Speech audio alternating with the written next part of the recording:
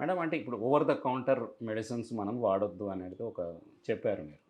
అంటే మన దగ్గర మన దేశంలో చాలామంది అంటే డాక్టర్‌ని కన్సల్ట్ కాకముందు మనం ఫస్ట్ ట్రై చేద్దాం. తర్వాత తగ్గకపోతే డాక్టర్ దగ్గరికెళ్ళేది ఒక ప్రాక్టీస్ ఉంది మేడం. అవును. వాళ్ళందరూ ఈ డేంజర్‌లో ఉన్నారంటారు. ఒక రకంగా చెప్పుకుంటేనండి, మనకి డాక్టర్స్, మెడికల్ ప్రొఫెషన్ అనేది కమర్షియల్ అయిపోయారు అనే ఒక అపోహ వలన డాక్టర్ దగ్గరికెళ్తే మళ్ళా ఫీజు కట్టాలి. దాని బదులు మెడికల్ షాప్‌లో వాళ్ళని అడిగితే మందులు ఇచ్చేస్తాడు. లేదంటే నేను ఆల్రెడీ ఎప్పటినుంచో నాకు తెలిసిన మందే, తెలిసిన మందు. మళ్ళా ఎళ్ళినా అదే మందు రాస్తారులే అన్న ఉద్దేశంతోటి అవే మందులు మళ్ళీ మళ్ళీ కొనుక్కొని డిఫరెంట్ షాప్స్ దగ్గర నుంచి తెచ్చేసుకొని ఎక్కువగా వాడేయడం జరుగుతూ ఉంటుంది.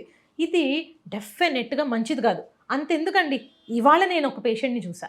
అలా ప్రతిరోజు కనీసం 2, 3 పేషెంట్స్‌ని మేము ఈ మందులు ఆపేయండి, ఈ మందుల వల్లనే మీకు ఈ ప్రాబ్లమ్ వస్తుందని చెప్పడం జరుగుతుంది.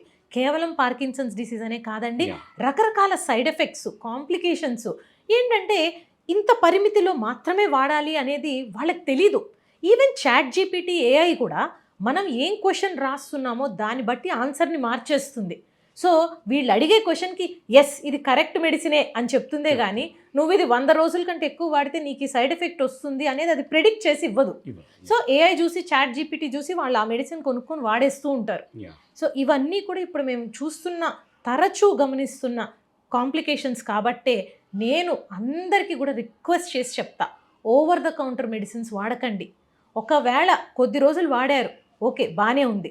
తర్వాత అయినా కూడా కంపల్సరీగా వెళ్ళి డాక్టర్‌ని కలవాలి. కలవాలి. ఒక 1 మంత్ డిలే అయింది మీ ప్రిస్క్రిప్షన్ ప్రకారంగా, పర్వాలేదు. ఒక 1 వీకో, 1 మంతో నాట్ ఎ ప్రాబ్లమ్.